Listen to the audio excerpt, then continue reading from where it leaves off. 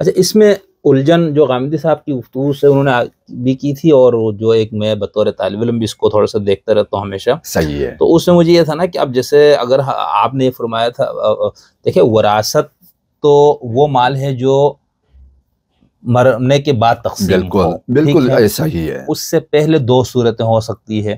مثال میرے پاس کوئی یہ گھر ہے، تو اب اس کے اندر جب تک میں زندہ ہوں میں اس کا مالک ہوں، اور صحیح میرے مرنے کے بعد جو میرے ورثہ ہے اس میں یہ گھر تقسیم ہوگا بطور وراثت، اور اسی صحیح ہے، اصول کے مطابق ہوگا جو قرآن نے بتایا ہے، حدیثوں میں بیان ہے، جی اسلام کے جو رولز ہے، اور یہی رول یعنی پیغمبر پر بھی اطلاق ہوگا کہ اگر آپ بالکل نے کوئی وراثت کی چیز چھوڑی اور آپ نے کسی کو دیے بغیر آپ دنیا سے رخصت ہو گئے جی ہیں، تو جو ان کے ورثہ ان کو حصہ ملے گا، ٹھیک، بالکل ایک تو یہ صورت ہے۔ دوسری صورت یہ ہے کہ ہبہ، جس کو ہم گفٹ کرنا کہتے ہیں، تحفہ دے دیا، اب میری جی مرضی ہے میں ابھی اپنی پوری کتابیں کوئی بھی چیز بالکل کسی کو بھی گفٹ دے بالکل دوں، ٹھیک ہے، وہ بالکل میری ایسا ہی چیز ہے، ایسا ہی میں نے ہے، اپنی زندگی میں یہ بالکل کی ہے، ٹھیک۔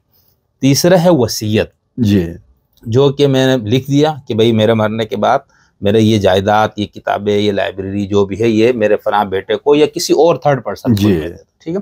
تو اس صورت میں پہلا جو مسئلہ ہے مجھے آپ کی گفتگو سے سمجھ میں آیا، اور چونکہ میں نے شروع میں کہا تھا مجھے تھوڑا سا الجھن یوں نظر آتی ہے صحیح ہے، خود کے لیے بھی، کیونکہ اس میں سیدہ کائنات آ کے جب خلیفہ سے کہتی ہے کہ بھئی یہ ہمارا ہے ہمیں دے دو، تو اس میں خلیفہ اول نے حدیث پیش کی، تو بیوی فاطمہ نے قرآن کی آیتیں پیش کی جی کہ وراثت ہے بھئی، بیٹی کے بھی وراثت کا حق ہے۔ جی تو اس سے ایک الجھن تو یہ ہو رہی ہے نا کہ اس کا مطلب یہ ہے کہ بیوی فاطمہ بھی اس کو بطور وراثت مانگ رہی تھی، یہ نہیں کہہ رہی تھی کہ مجھے چونکہ میرے والد نے زندگی میں گفٹ کر دیا تھا تو یہ تو وراثت کی مال ہی نہیں ہے، یہ تو میرا ملکیت ہے، ایک تو یہ۔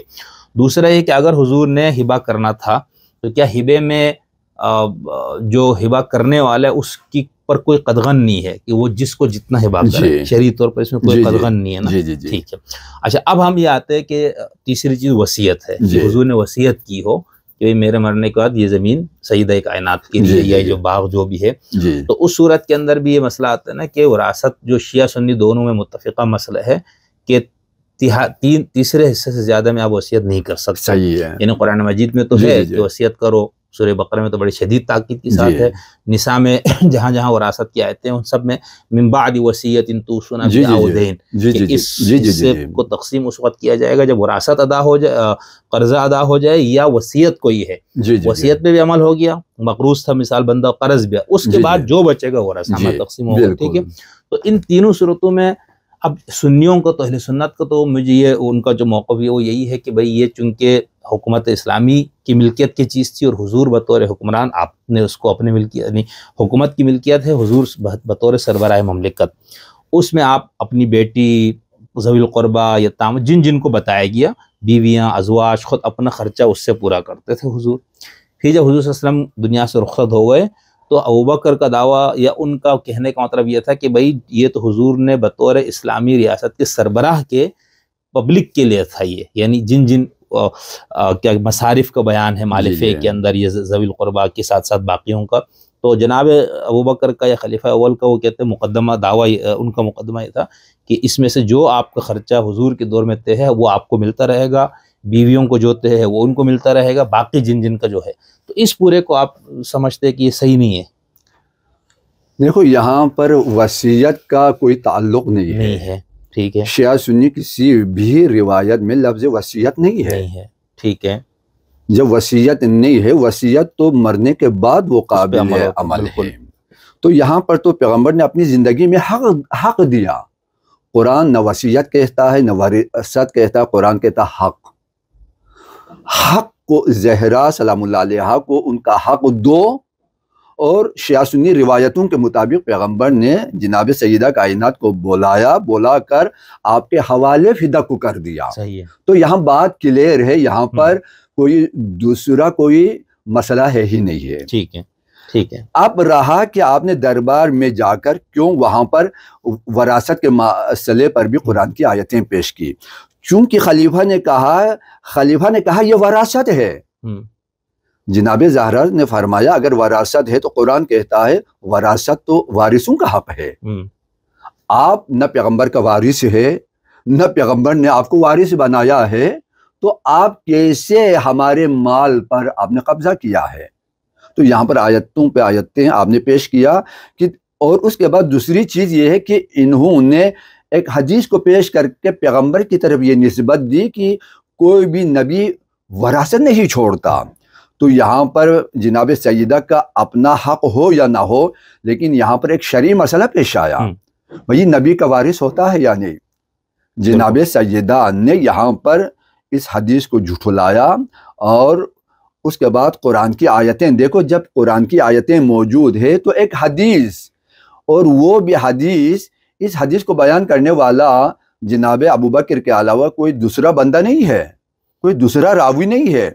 اور جناب ابوبکر ابھی جو فریق ہے، ان پر تو کیس چل رہا ہے کہ آپ نے ہماری ملکیت پر قبضہ کیا، اس کو واپس کریں. لیکن ابوبکر نے قبضہ کر کے اپنی ملکیت میں رکھا تھا خرچے میں، یا وہ پبلک کے لیے رکھا تھا؟ انہوں نے پبلک کے لیے رکھا. لیکن یعنی انہوں نے ایسا تو نہیں کیا نا کہ اپنی ذاتی جائیداد نہیں، ذاتی انہوں نے نہیں بنایا. انہوں نے کہا کیونکہ تاثر ایسا جا رہا ہے نا کہ ایسا ہوا. نہیں، انہوں نے کہا کہ انہوں نے اس حدیث کے ضمن میں یہ فیصلہ کیا، کیونکہ یہ حدیث موجود ہے. لیکن اس حدیث کے بارے میں خود اہل سنت نے کہا، بعض نے، یہ حدیث باطل ہے. اچھا جی، یہ بخاری والی، لانوری والی. جی، یہ جناب ابن خراش نے کہا کہ یہ حدیث باطل ہے، اور اس سے جناب ذہبی نے میزان الاعتدال، نہیں، لسان المیزان میں کہا اچھا کہ یہ جو نا حدیث باطل ہے. اور اسی طرح جناب قرطبی نے بھی الجامع لاحکام القرآن میں بھی کہا کہ یہ حدیث قابل قبول نہیں ہے. اچھا، یہ خبر واحد ہے، ایک خبر واحد سے آپ ایک عمومی حکم کو کیسے تنسیخ کریں گے؟ ٹھیک ہے نا. بالکل. حدیث میں یہ قدرت نہیں ہے کہ وہ آیت کے مقابلے میں اور ایک عام حکم کے مقابلے میں آ جائے، اور وہ بھی ایک بندے کے علاوہ دوسرے نے نہیں سنا. تو اس حدیث میں کوئی جان نہیں ہے، اور یہ تاریخ کے بھی خلاف ہے. اور جو کچھ ہم نے پڑھا یا دیکھا، تمام جناب آدم سے لے کر ہمارے پیغمبر تک یہ سلسلہ وراثت کا یہ سلسلہ چل رہا ہے. تو آج ایک بندے نے کہا کہ نہیں چھوڑتا، تو بھائی چھوڑ تو رہا ہے. آدم نے چھوڑا، نوح نے چھوڑا، ابراہیم نے چھوڑا، یعقوب نے چھوڑا، سلیمان نے چھوڑا، داؤد نے چھوڑا، یہ سب نے چھوڑا. زکریا نے چھوڑا، تو کس نے نہیں چھوڑا؟ آپ کے پاس کوئی دلیل ضعیف سے ضعیف ترین روایت بھی اور موجود نہیں ہے. بالکل. تو ہم کیسے قرآن کی آیت سے ہم ہاتھ اٹھا سکیں گے ضعیف روایت کی وجہ سے؟ لیکن آپ آیت جو ہے وہ وراثت والی آیتیں نہیں پیش کر رہے، آپ آت ذی القربہ حقہ والی آیت پیش کر رہے. جی. البتہ وراثت والی آیتوں کو تو اس حدیث کو رد کرنے کے لیے جناب زہرا سلام اللہ علیہ نے بیان کیا. ہاں، آپ نے کہا کہ یہ حدیث ہے، یہ حدیث آیت کے مخالف ہے. جب حدیث آیت کے مقابلے میں آ جائے تو حدیث کا اعتبار ختم ہو جائے. البتہ یہ کوئی عام قانون نہیں ہے، چونکہ یہاں پر کیس چل رہا ہے. جب کیس چل رہا ہے، وہ حدیث دیکھو، پیغمبر کی بیویوں میں سے کسی بیوی نے نہیں سنا. بالکل. اب اس کے علاوہ یہ بھی ہے، پیغمبر کے جانے کے بعد اگر وراثت نہیں ہے تو بیویاں کیوں پیغمبر کے گھر میں موجود ہے؟ ان پر بھی تو پھر تو حرام ہے نا. اب بیٹی کے لیے تو نہ ملے اور بیویوں کے لیے ملے. خود یہ دستور کہاں سے آیا؟ ٹھیک ہے. تو جو نا یہاں سے بھی پتہ چلتا ہے کہ اصلاً اس حدیث میں کسی قسم کی کوئی جان نہیں ہے. نہیں تو ہم، چونکہ میں نے آپ کو پہلے عرض کیا تھا، ہم دلیل کے پیچھے جاتے ہیں، لیکن ہمارے لیے کوئی دلیل نہیں ملتی. بالکل. یعنی اب طے ہو گیا آغا صاحب کہ جو باغ فدق ہے اس کو حضور چونکہ اپنی زندگی میں سیدہ کائنات کو ہبہ گفٹ کیا، دے دیا ان کو بحقہ کے تحت، وہ آت ذی القربہ حق آیت آنے کے ان کو دے دیا. بالکل. اور وہ ان کے اپنے تصرف میں تھا. حضور کی زندگی میں وہ سارا وہ جائیداد، وہ مال ان کی ملکیت ہے، فاطمہ کی. جی. اور یہ بات بالکل معلوم اور مشہور ہے. ایسا ہی ہوگا نا کہ حضور نے دیا، سب کو پتہ ہے ان کی بیٹی کا ہے اور اس میں ملازمین جیسا. اور اس کے علاوہ آپ کے لیے اور عرض کروں کہ خلیفہ کے پاس حتی جناب فخر رازی اہل سنت چوٹی کے مفسر ہے، جناب بی بی نے ایک نے 7 گواہ پیش کیے. اچھا جی، فدق میرا ہے. ان میں سے پہلا گواہ علی مرتضیٰ ہے، دوسرا گواہ امام حسن ہے، تیسرا گواہ امام حسین ہے. یہ تین تو وہ گواہ ہے کہ جن کی گواہی کو مباہلہ میں مسیحیوں نے قبول کیا. ٹھیک ہے، یہ تو اہل مباہلہ ہے، اہل قصہ ہے، آیہ تطہیر ان کے لیے ہے، سورہ دہر ان کے لیے ہے، متعدد قرآن کی آیتیں ان کے لیے ہے. تو تین گواہ تو پنجتان پاک میں سے، دیکھو پنجتان پاک میں سے پیغمبر کے علاوہ جو اصحاب جو مباہلے کے میدان میں گئے، چار نے کہا فداک ہمارا ہے، چار نے کہا فداک ہمارا ہے. اس کے علاوہ ام ایمن نے کہا فداک جناب زہرا کا حق ہے. رباح پیغمبر کا ایک غلام ہے، اس نے آ کر گواہی دی کہ فداک کو جناب زہرا کے حوالے کیا پیغمبر نے. اس کے علاوہ اسما، اس نے کہا یہ جناب زہرا کا حق ہے. یعنی 7 گواہ آئے. خود ام کلثوم ایک گواہ کے طور پر کہ یہ جناب زہرا کا حق ہے. تو 7 گواہوں کی گواہی کو رد کیا. اور اس کے علاوہ جناب خلیفہ خود بخاری میں آیا ہے کہ جناب جابر نے کہا کہ پیغمبر نے میرے لیے کچھ مال دینے کا کہا تھا. بغیر ایک گواہ طلب کیے 3 مرتبہ 500 درہم و دینار دے دیا ان کو، گواہی قبول کیے بغیر. اور پیغمبر کی ایک اور سیرت بھی ہمارے اہل سنت کتابوں میں ہے کہ پیغمبر جب کسی متنازعہ امر میں فیصلے کرتے تو جہاں پر زیادہ گواہ اگر نہ ہو تو پیغمبر ایک گواہ اور قسم کے ذریعے فیصلے کرتے تھے. لیکن یہاں پر ان میں سے کسی کا بھی سہارا نہیں لیا. بالکل. اب دیکھیں اگر اس مسئلے میں بات کرتے ایک مسئلہ آتا ہے جو ہمارے کچھ لوگ جذبات میں ناراض ہوتے ہیں اس طرح.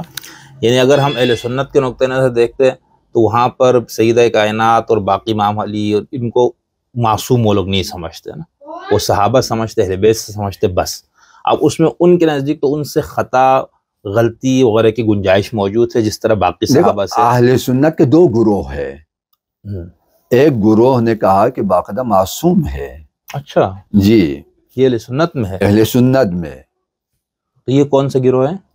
یہ ان کے علماء. اچھا جی، بعض علماء کی کتابیں موجود ہیں کہ جن میں حتیٰ کہ 12 اماموں پر کتابیں موجود ہیں. نہیں وہ تو ہے، لیکن معصوم اور منسوخ ہونے کا جو شیعہ تصور ہے اس کو تو نہیں مان سکتے وہ لوگ. دیکھو کتابوں تو ہے، ظاہر سے دیکھیں امام جعفر ان کو تو باقاعدہ وہ محدثین اور تابعین تبع تابعین اہل سنت نے بعض اہل سنت کے کتابوں میں پیغمبر کے قول کو نقل کیا کہ معصومون، یہ معصوم ہے پیغمبر کے بعد.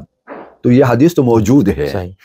لیکن اکثر اہل سنت وہ کہتے ہیں کہ مثلا چونکہ پہلے عرض کیا کہ ابھی اہل بیت شناسی میں بہت فاصلے ہیں، اس وجہ سے ان کا ایک مکتب ہے.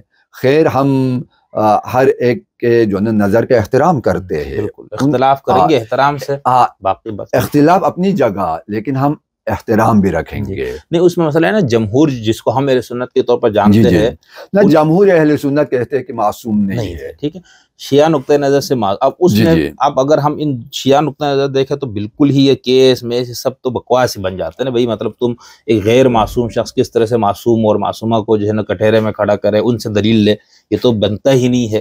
لیکن چونکہ ہم جمہور سنیوں کو اور اس پورے کو نظر میں رکھ کے بات کریں تو ہم اس لیے اس بحث کو ہم اسی تناظر میں لے رہے ہیں. خالص یہ تناظر میں تو یہ بحث اس طرح ہے ہی ہونا ہی نہیں چاہیے. صحیح ہے کہ وہ معصوم ہے، اس کو دوسرے غیر معصوم کو کیسے حق ہے کہ وہ اس سے دلیل بھی طلب کرے، اس سے گواہ بھی طلب کرے.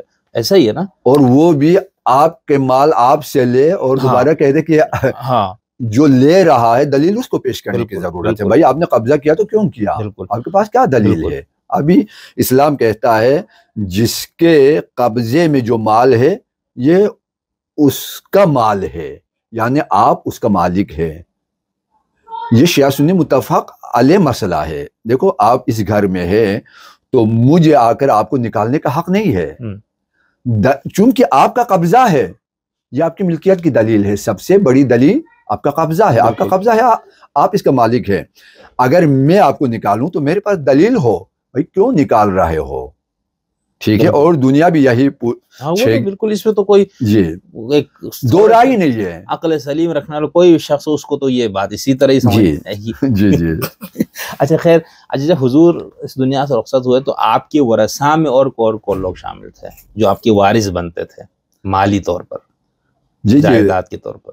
جی جی جائیداد کے طور پر چونکہ قرآن میں جو وارث کے بتایا نا اس حوالے سے. جی جی جی آپ کی بیٹی اور آپ کے جو زوجات ہے. ٹھیک ہے. ٹھیک ہے. چچا بھی بنتا ہے وارث یا نہیں؟ نہیں، جب زوجہ ہے تو ان کے لیے نہیں ہے. اچھا جی ٹھیک، جی تو اس کا مطلب دو ورثات ہیں آپ کے. جی جی، ایک تو ازواج اور ایک آپ کی بیٹی. ٹھیک. جی تو کیا باقی جو حضور کے یہ فدق والا بھی تو چلے، وہ تو ابوبکر نے کہا کہ یہ عوامی وہ ہے اور ہم انہی کو دیں گے جن کو حضور کے دور میں دیا جاتا ہے، ان کا موقع بھی جی جی جی. تو کیا باقی اور ایسا کچھ تھا جس کو ازواج میں بطور وراثت؟ گھر تو چلو وہ تو گھر ٹھیک ہے، جس گھر میں میری بیوی اگر میں مر جاؤں تو وہ اسی گھر کے ہی اندر اس نے رہنا ہے نا، یعنی ٹھیک ہے. پھر اگر جائیداد کے طور پر تقسیم ہو تو پھر جو دوسرے ورثاء بھی ہوں گے ان کے حساب سے تقسیم ہوگا. تو کیا اس گھر کے علاوہ جس میں ازواج خود رہ رہی تھی باقی کوئی جائیداد بھی ان کو بطور وراثت ابوبکر نے دیا تھا؟ لیکن یہاں پر ایک روایت ہمیں ملتی ہے کہ جناب عائشہ نے ان سے کچھ مطالبہ کیا تھا کہ پیغمبر کے ہمیں دے دے کہہ کر. یہ ایک روایت اہل سنت کے ہمیں ملتے ہیں، لیکن اس کے علاوہ خود عملی دیا ان کو پھر ابوبکر نے وراثت کے طور پر مال. البتہ اس میں پھر آگے جا کے اس قدر زیادہ جو ہے وضاحت نہیں ہے. اچھا. لیکن خود گھر کو تقسیم کیا بیویوں میں، اور بیویاں پیغمبر کے گھر میں رہ رہی تھی.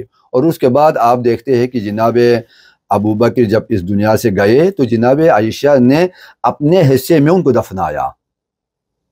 اپنے حصے میں ان کو دفنایا، ان کی ملکیت تھی وہاں پر، انہوں نے دفنایا اہل سنت کے نقطہ نظر سے.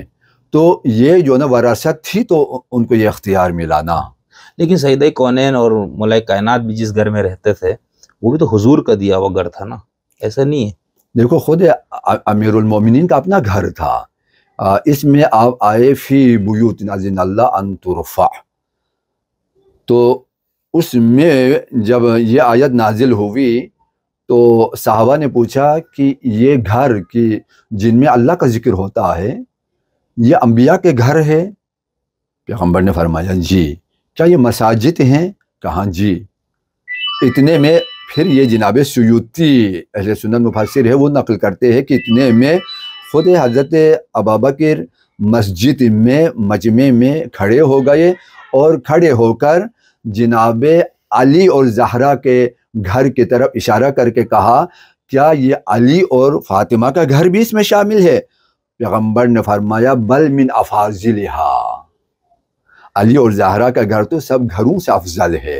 اور اس کے علاوہ جو روایتیں ہیں کہ پیغمبر نے ہر ایک گھر کا دروازہ بند کیا جو مسجد میں کھلے، صرف علی کے گھر کا دروازہ کھول کے رکھا. نہیں لیکن میرا سوال یہ تھا نا کہ وہ گھر آپ یہ کہہ رہے کہ حضور نے پیغمبر کا گھر الگ تھا، امیر المومنین کا گھر ٹھیک ہے گھر الگ تھا، لیکن وہ گھر آپ یہ فرما رہے کہ وہ حضرت علی کے بطور ان کی ذاتی جائیداد کے طور پر ہے، حضور کا دیا ہوا کوئی عطیہ نہیں تھا جس میں وہ لوگ رہ رہے تھے. جیسے بیویوں کا گھر تو وہ تھا نا جو حضور کا تھا. جی جی جی جی جی. تو بیوی فاطمہ کا ایسا نہیں تھا، وہ حضرت علی کی ذاتی ملکیت والا گھر تھا. البتہ اس میں دیکھو حضرت علی کے گھر آگے بنی ہاشم کے محلے میں بھی آپ کا گھر تھا، اور یہ گھر جو ابھی متصل ہے پیغمبر کے ساتھ ہماری روایتوں میں اسے بیت علی کہا ہے. صحیح جی، اس میں پیغمبر نے ان کو دیا ہو ایسی کوئی روایت ہمارے پاس نہیں ہے. صحیح ٹھیک جی جی جی. اچھا ہمارے غامدی صاحب کا جو موقف ہے وہ یہی ہے کہ یہ قومی ملکیت کا وہ تھا،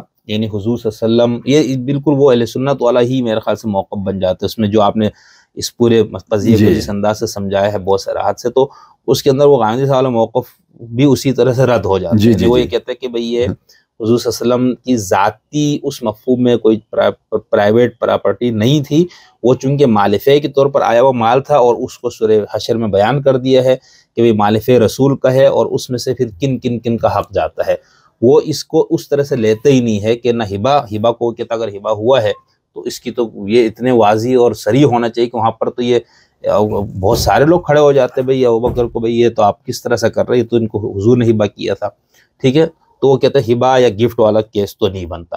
رہی بات وصیت کی، تو اس کے اندر تو خود حضور کی حدیث ہے کہ ورثاء کے لیے وصیت نہیں ہے، صحیح، یعنی قرآن میں تو نہیں ہے، قرآن نے تو کہا وصیت، لیکن وہ میرا خیال شیعہ سنی دونوں کے نزدیک وہ آیت منسوخ ہے، وہ سورہ بقرہ والی، تو وہ یہ کہتے ہیں کہ آپ وصیت میں ابھی کر سکتا ہوں، لیکن غیر وارث کے لیے وہ بھی صرف ثلث، تیسرے حصے جی جی میں، جی جی باقی پورا مال میں کسی کے نام پہ وصیت نہیں کر کے جاؤں گا، کیونکہ وراثت کے احکامات آ گئے۔ تو اب غامدی صاحب فرماتے ہیں کہ یہ دونوں صورتیں نکل گئی، ٹھیک ہے، کہ ہبہ والا وہ پروف نہیں ہے، آپ فرما رہے کہ ہے اور بالکل مشہور تھا، لیکن چونکہ وہ اس کو نہیں مانتے، اور وہ بھی خود آیت کے مطابق ہے، حق دو ذی القربا کو، ہاں، لیکن اس میں پھر وہ اس کو اس شان نزول یا اس حدیث کو وہ نہیں مان رہے نا، مسئلہ یہ ہے۔ دیکھو جب قرآن ہے، آیت کے مطابق روایت ہے، تو نہ ماننے کے لیے بھی تو دلیل نہیں، ہو۔ تو اس میں وہ کہتے ہیں ذی القربہ میں صرف سیدہ تو نہیں تھی نا، تو باقی جو ذی القربہ ان سب کو کیوں نہیں دیا؟ دیکھو ذی القربہ میں جو آپ کے سب سے زیادہ قریب کون ہے؟ آپ کا سب سے زیادہ ترجمہ یہ قریب بنتا ہے سب سے زیادہ قریب، ذی القربہ، یہی مطلب بنتا ہے۔ اقربا نے کہا، صحیح، ٹھیک ہے نا، صحیح، جو آپ کے اقربا میں جو نا دوسرے بھی آ جائے، یہاں پر قربا کہا تو قربا میں جو آپ کے جناب زہرا کے علاوہ کوئی اور نہیں ہے صحیح، آپ کی زندگی میں۔ اسی وجہ سے شیعہ سنی روایتوں نے کہا جب آیت اتری تو پیغمبر نے جناب سیدہ کو بلایا اور اس کے بعد آپ کے لیے فدیہ آپ کے حوالے کیا۔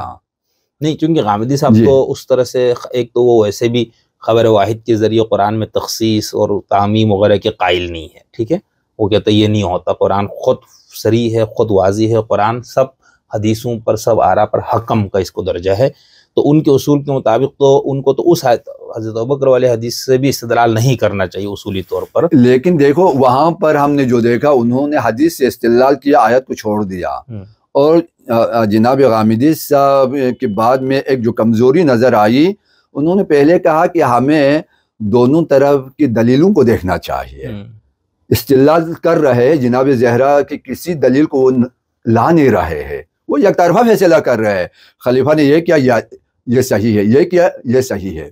بھئی جناب زہرا نے جو کیا وہ آیت کے مطابق ہے، اس کی طرف تو وہ جا ہی نہیں رہے ہیں، اور وہ سہارا لے رہے خبر واحد کا، آیت کو چھوڑ کر، تو یہ ان کے اپنے نظریہ میں ایک قسم کے تضاد ہے۔ صحیح، مجھے جو غامدی صاحب کا موقف سمجھ میں آیا، پتہ نہیں ہو سکتا اگر ہمیں غلط سمجھ میں آیا تو کوئی ہمیں اس کی وہ کرتے، کیونکہ اپنی کتاب وغیرہ میں تو اس پہ انہوں نے اس طرح کے مسائل کو بحث سے زیر بحث نہیں لایا، لیکن ان کی گفتگو اور اس پہ اب چونکہ کچھ دنوں سے زیادہ اس پہ گفتگو ہو رہی، تو وہ یہ کہتے ہیں کہ میں وہی جو بتا ہبہ والا اس کو وہ نہیں مانتے کہ حضور نے گفٹ کیا تھا، اس کو نہیں۔ دوسری صورت وہ کہتے ہیں وصیت کی رہتی ہے کہ کوئی مرنے والا اپنے بعد میں اپنے مال میں سے کسی کو وصیت کیا، تو وہ کہتا ہے اگر حضور نے اپنی کل جائیداد صرف ایک بیٹے کے نام پہ وصیت کیا تو وہ تو خود جو مسلمہ ہے کہ آپ مال مکمل ایک تو وصیت نہیں کر سکتے، دوسرا آپ وارث کے لیے نہیں کر سکتے، وہ کہتے ہیں اس صورت میں بھی یہ ممکن نہیں ہے۔ اب وہ فرماتے ہیں تیسری صورت رہتی ہے کہ نہ ہبہ ہے نہ وصیت ہے، یہ وراثت ہے کہ حضور کی ذاتی جائیداد تھی، حضور کا دنیا سے انتقال ہوا تو اب وہ بطور وراثت باغ فدق کو یا ان باغات کو تقسیم ہونا چاہیے تھا، اصولی طور پر قرآن کو رکھے۔ اس میں وہ یہ کہتے ہیں کہ چونکہ یہ وراثت سے الگ اس کو ہے، یہ فے ہے اور وہ بیت المال کا حصہ تھا، حضور نے اس کو اپنی ذاتی ملکیت کے طور پر ڈکلیئر نہیں کیا، اس طرح سے نہیں رکھا تھا، اس لیے خلیفہ اول کا یہ دعویٰ درست ہے کہ بھئی یہ ہبہ بھی نہیں ہے، وصیت بھی نہیں ہے، وراثت بھی نہیں ہے۔ ہاں، اس میں سے حضرت فاطمہ کو بطور بیٹی جو بیت المال سے حق ملتا تھا، یعنی اس زمین سے کہ آمدنی سے، وہ ان کو مل رہا تھا، ازواج کو بھی مل رہا تھا، اور شاید کچھ لوگ تھے جن کو وہاں سے بطور آپ کی قرابت دار کی ملتے، ان کا پورا مقدمہ یہ ہے۔ دیکھو اس کو وہ کہتے ہیں خبر واحد کو ہم قرآن پہ حاکم نہیں دیکھو ابھی فے کی آیات آپ خود پڑھ چکے ہیں، فے کو امت کے لیے نہیں کہا یہ پیغمبر کے لیے ہے، لیکن اس میں ذی القربہ والیتامى والمساکین، وہی مساکین وہ بھی پیغمبر کے آل رسول ہے، وہ بھی صحیح، ٹھیک ہے، اس میں بھی امت نہیں ہے، آل رسول یہ ذی القربہ والیتامى وابن السبیل، چاروں بھی صرف رسول کے آل سے ہونا چاہیے، جی جی، اور آل میں ازواج نہیں ہے، ازواج نہیں ہے، یعنی شیعہ نقطۂ نظر صاحب یہ بتانا چاہ رہے ہیں کہ اس آیت میں بھی جو ذوی القربہ والیتامى والمساکین جو سارا 3-4 مصارف کو آ گیا کہ ذی القربہ میں بیٹی آ گئی، اور پھر یتامہ مساکین میں سے امت کے یتامہ مساکین نہیں ہے اس میں، چونکہ ہمارے پاس جو روایت جسے جناب طبری نے بیان کیا، امام زین العابدین علیہ السلام، آپ نے فرمایا کہ یہاں پر مراد یہ ہمارے یتیم ہمارے مسکین، ہمارے ابن سبیل، یعنی امت والا اس میں امت والا حصہ نہیں ہے۔ چونکہ کہا ولی رسول ولی ذی القربہ، کہا پھر وہ سلسلہ جاری ہے، کہا کہ یہ مختصات پیغمبر میں سے ہے۔ جب پیغمبر کے مختصات میں سے ہے تو اسی وجہ سے کہا جو پیغمبر دے وہ لے، جسے روکے اسے رک جاؤ۔ امت کو اختیار نہیں ہے، امت کے لیے تو پیغمبر مال غنیمت دے رہے ہیں، پیغمبر جو کچھ فتوحات ہے ان میں سے تو دے رہے ہیں، لیکن یہاں پر خدا نے خاص طور پر آیت نازل کیا۔ ایک عمومی حق ہے تو وہ عام ہے، تو وہاں پر آیت نازل کرنے کی بھی ضرورت نہیں ہے بعض اوقات، چونکہ ایک جو نا عقلائی خود عقل بھی تو حاکم ہے، لیکن یہاں پر خدا روک رہا ہے کہ یہ جس پہ کوئی جنگ نہیں ہوئی، اگر جنگ ہوئی وہ تو ٹھیک، صحابہ کا حق ہے، غنیمت ہے، سب کا برابر حق ہے، لیکن چونکہ یہاں پر بغیر جنگ کے تو یہ مختصات پیغمبر میں سے ہے۔